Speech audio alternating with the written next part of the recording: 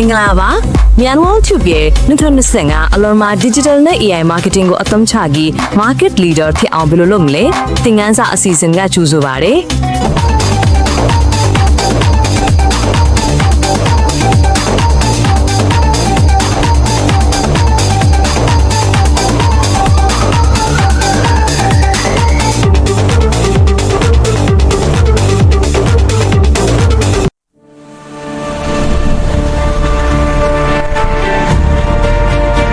မင်္ဂလာပါမြန် YouTube Channel လာပါမင်းဒီလိုခံစားဘူးလား online မှာလုပ်နေပေမဲ့ဘယ်သူမှမမှတ်မိဈေးကွက်မှာဘယ်သူမှမသိတဲ့ brand အကြောင်းကတော့အခုခေတ် branding ဆိုတာအမြင်အာရုံတင်မကတော့ဘူး algorithm နဲ့စကားပြောတတ်ဖို့လိုနေပြီဒီနေ့ဒီ3မိနစ်အတွင်းမင်းရဲ့ brand ကို AI နဲ့ဘယ်လို upgrade လုပ်မလဲပြောပြပါမယ်အဆင့်1 AI သုံးပြီးမင်းကိုယ်ပိုင်အတန်းရှာပါ ChatGPT သို့မဟုတ် Google Bard မှာဒီလိုရိုက်ကြည့်ပါ What words and phrases do young professionals in Myanmar use when searching for your service?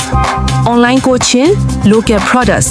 Give me 10 example such queries. မင်းရဖောက်တဲ့တုံးနေတဲ့စကားလုံးအတီအကျကိုရမယ်သူတို့တုံးတဲ့စကားနဲ့ပဲမင်းရ brand message ကိုရေးပါ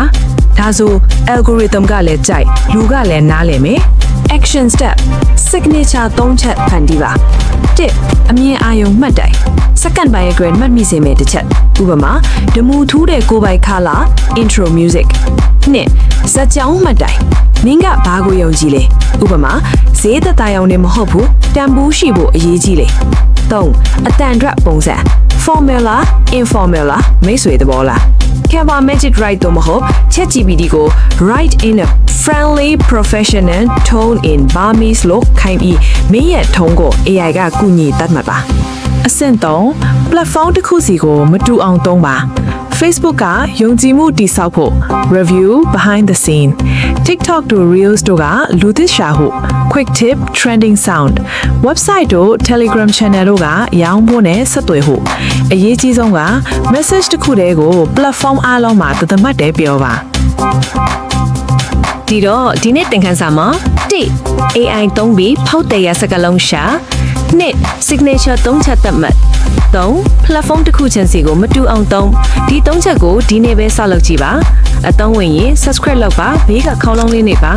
ဒီနေ့ဗီဒီယိုလေးကဘလို့အထောက်အကူပြုတယ်လဲ comment မှာရေးခဲ့ပါတဲ့အတွက်နောက်ထပ်ဘာဗီဒီယိုတွေလုပ်ပေးတင်တယ်လဲဆိုတာကျွန်မသိချင်ပါတယ်